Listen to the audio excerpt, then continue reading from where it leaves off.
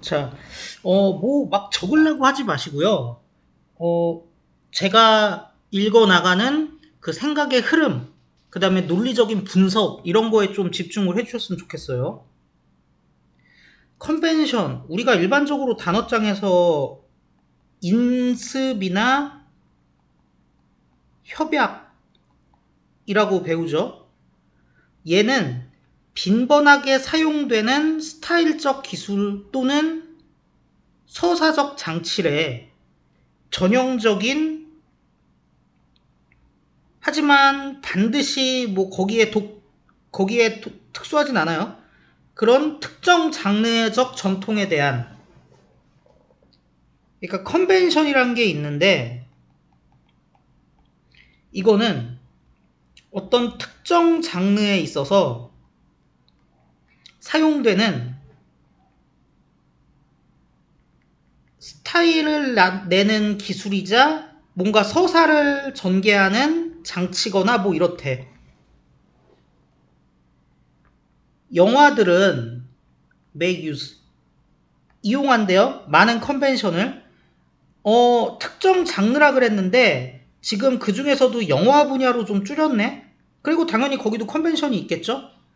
약간의 어떤 대화들, 아니면은 음악 형식, 신체의 움직임, 그 다음에 미장센의 패턴. 미장센이라는 거는 그 소품들을 이렇게 배치해 놓는 거 얘기하는 겁니다. 이런 것들이 영화의 모든 양상들인데, 영화마다 반복되면서 확립이 되는 영화의 양상이야. 컨벤션으로 확립이 되는 영화의 양상이래요. 그러니까 영화에도 이건 굳이 쓸 필요 없겠다. 대화가 됐던 움직임이 됐던 자기의 컨벤션이 있다는 거죠. 근데 예를 들어서 뮤지컬 영화에는 서사의 전개가 일반적으로 멈춘대. 뭐 하는 동안 프로덕션 멤버가, 아니 멤버? 프로덕션 넘버가 그거예요. 중간에 멈추고 노래하고 춤추고 이러는 거. 이거 하는 동안은 서사 전개가 멈춘대. 그래야지. 뭐 하면서 캐릭터들이 그 노래에 참여해서 춤추고 뭐 이런, 노래하고 춤추고 뭐 이러는 동안. 근데 그 노래랑 춤 같은 것들은 뭐랑 동반되냐? 음악이랑 동반되는데 얘 사실 뭐 별 의미 없는 내용들이죠. 갑자기 모인 걸로 보여? 나타난 걸로 보인대. nowhere. 무에서 갑자기 이렇게 생긴 걸로 보인대. 그래서 영화에서 예시를 더 좁혔어요. 뮤지컬 영화로 해갖고. 여기에 그 서사 장치는 뭐야? 중간에 서사가 멈추면서 노래하고 춤추고 이러는 거래요. 그래서 우리가 알게 돼. 그러한 순간. 서치 모먼트니까 여기서 뭐 얘기하는 걸까요? 캐릭터들이 break into song and dance 하는 이 프로덕션 넘버스의 이 순간, 이 out of place, 장소 바깥에 있는 걸로 보여. 그러니까 안 어울리는 걸로 보여. 말하자면 어디서? 갱스터 영화나 호러 영화에서는. 근데 그런 상황에서 우리는 허용해. 그러한 기술을. 뮤지컬 영화에서는. 사실 되게 당연한 얘기죠. 왜냐면 특정 장르마다 컨벤션이 다 따로 있는데, 그 뮤지컬의 컨벤션이라면 당연히 공포 영화나 갱스터 영화에는 안 맞는 컨벤션이겠지. 그래서 보드웰, 스테이저, 톰슨 뭐 이런 애들에 따르면 각 장르는 만들어낸대, 자기들만의 규칙을. 그리고 관객은 판단한대요. 주어진 요소를 뭐에 비추어? 그것의 적절성에 비추어. 장르 컨벤션에 대한 적절성에 비추어. 자, 그래서 뭔지는 알겠는데 어떤 요소가 나타났을 때 관객이 이걸 평가하는 기준이 뭐래요? 컨벤션이래. 그 장르의 컨벤션. 그러니까 장르에 맞는 컨벤션이어야 긍정 평가겠죠. 그러니까 위에 얘기한 것처럼 호러무비에 갑자기 노래하고 춤추면은 그거는 적절하지 않을 거라고. 즉 다시 말해 환원, 앞 얘기를 바꿔 얘기하는 거예요. 컨벤션은 작동한데 이미 함의된 동의로 이미 말 안 해도 동의가 돼 있는 거야. 만드는 애들과 소비자들 사이에. 그래서 뭐를 예측하는 거예요? 특정 테크닉과 장치들을 예측하는 거야. 특정 맥락에서. 그래서 이거는 결국에 뭐예요? 생산자와 수용자가 이 컨벤션에 대한 공유를 이미 가지고 있다. 그래서 소비자는 아주 중요하대. 장르의 시간이 지나면서 생기는 장르의 발전에 되게 중요하대. 그래서 뭐 정답은 4번이죠. 그리고 4번을 정답으로 만드는 부분을 찾아보면은 여기 있죠? 이거죠? 이건데 여러분 5번은 어떻습니까? 5번에 관련된 애가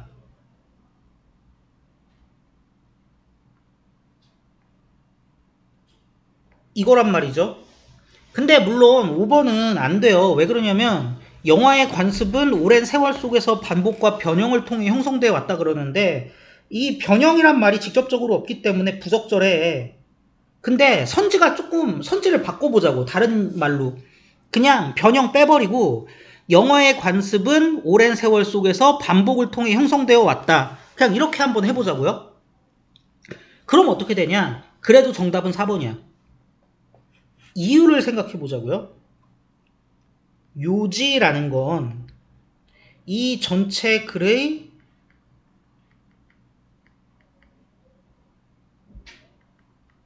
결론 부분이 하고자 하는 핵심 메시지를 얘기하는 거거든. 자, 그러면 전제와 결론 또는 충분 조건과 필수 조건을 세 가지 측면에서 한번 구별해 볼게요. 첫 번째, 정보량이라는 측면에서 구별해 볼게. 충분 조건의 정보량이 필수 조건보다 커요. 벤다이어그램으로 그리자면 이렇게 돼 있어. 두 번째,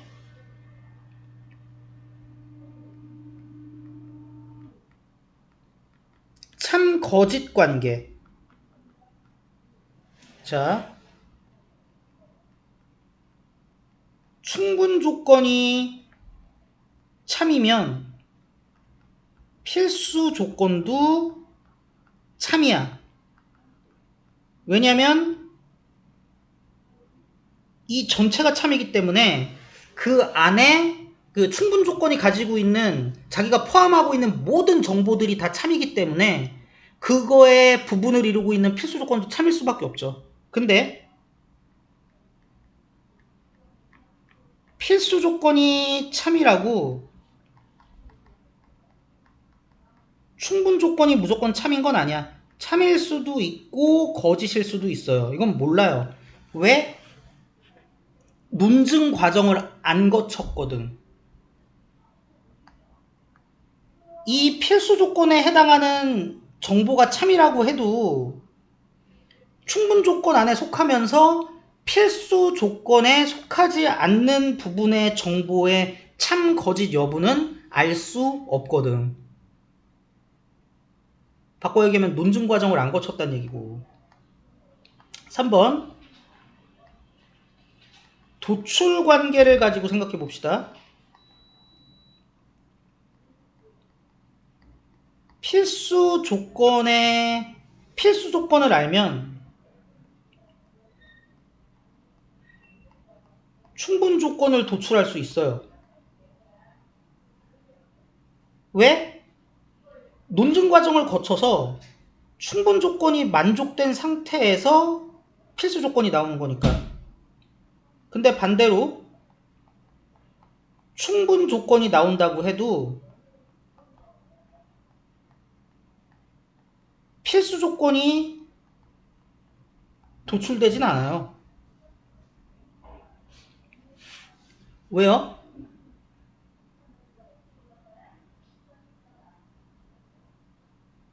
이 저기 뭐라 그래야 돼? 이 충분 조건에 대해서 알게 됐다고 하더라도 그 이후에 어떤 과정을 거쳐서 필수 조건의 이 영역으로 갈지를 알 수가 없으니까. 그러니까 충분 조건 안에 있는 여러 정보 중에서 수많은 가능성들이 있을 거라고. 근데 그 중에서 꼭 필수 조건에 해당하는, 여기에 해당하는 그쪽 정보로 갈 거를 알 수가 없어요. 논증 과정이 없어서. 그러면 1, 2, 3번 다 중요한데 예를 들어서 4번, 5번이 오락가락 한다. 그럴 때는 제가 볼 때는 3번의 도출 관계를 보고 답을 찾는 게 제일 좋다고 봐요. 자, 보세요. 4번은 그 뭐라 그래야 돼?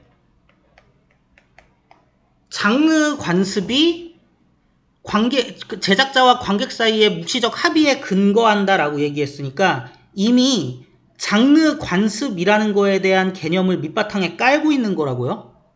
장르 관습이란 게 이러이러한 거다라는 걸 깔고 있는 거야. 그래서 4번에서는 5번이 도출이 돼. 근데 5번은 장르 관습이 만들어지기까지의 그 과정을 얘기하고 있죠. 그러면 5번에서 그 장르 관습이라는 게 제작자와 관객 사이의 묵시적 합의에 근거한다라는 애가 도출될 수 있느냐? 도출될 수가 없다라는 거죠. 그래서 정답이 4번이 되는 거예요. 이렇게 보시면 될 것 같습니다.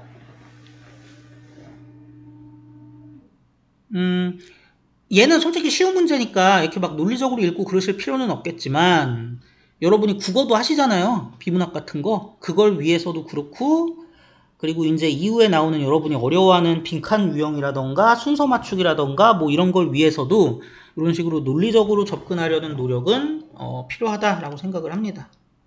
그래서 쉬운 문제인데 좀 길게 했어요.